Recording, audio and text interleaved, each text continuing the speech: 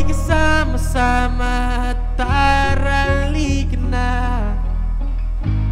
Agawin ang munting oras mag-isa.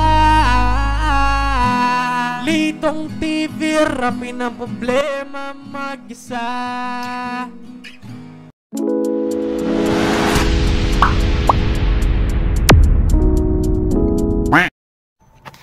Magandang tanghali mga kalitong ko. For today's video mga paps, isang mapagpalang araw po sa atin lahat. Araw po ng Sabado.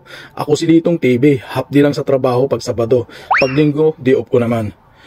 So out na ako sa trabaho, bibiyahe naman tayo kay Joyride. Part-time ko lang pala dito sa MC Taxi. Sa panahon ngayon, kailangan hindi lang isa ang job mo, lalo na dito sa Manila. Bago ako kumuha ng unang booking ko, nagpagas muna ako, pinultang ko na ng 100. Pagkatapos ko magpagas, mayroon na akong first booking pick up ko dito sa Santras along Aurora Boulevard papuntang Pasig. Makalipas ng ilang minuto mga paps, nakarating na kami sa drop application ni sir. At ikinumplik ko na rin para pasukan ako ng panibagong booking. Maya maya pinasukan na ako ng pangalawang booking ko mga paps. May kalayuan ng pick up, 2 kilometers yung layo. Makalipas ng ilang minuto, nakarating na kami dito sa pick up location, dito sa may Camp Crami. Drop off nga pala ni ma'am sa may San Juan lang, Barangay Little Baguio. Pagkatapos ng ilang minuto, nakarating na kami sa work ni ma'am. Agad ko tinanggal yung helmet. 82 lang yung rate ni ma'am dito. May tip nga pala dito, 20 pesos. Kaso hati pa si Joyride kasi dumaan sa apps. Pagkaabot ko ng sokle, agad ko na ikinumplete. May panibagong booking na agad ako dito. So pick up dito sa Green Hills San Juan. Andito na ako sa pick up point ni sir, pero kinancel na pala yung booking.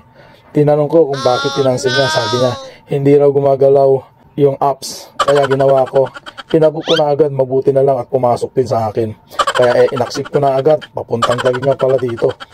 Sumakay na rin si sir dito at kinuha ko yung paper bag ni sir para ilagay ko sa mahiwagang takbox ko. Pero hindi nagkasya mga paps, kaya sa harapan ko na lang nilagay. Pagsakay ni sir, umalis na agad kami patungong drop off location ng pangatlong CS ko kay Joyride. Pagdating kami sa Taguig, hindi ko na nakuhanan ng video si sir dito. Tumagal na ako ng ilang oras dito, kaya ginabi na pala ako dito kakaantay ng booking. Nakakuha ako ng booking papuntang SM Fairview. Last na booking ko na pala si sir. Palipas ng ilang oras, nakarating na kami dito sa tapat ng SM Fairview. Kaya hanggang dito na lang ang aking video mga paps. Ride safe po sa lahat ng mga bumibiyahe ngayong araw. Bye bye!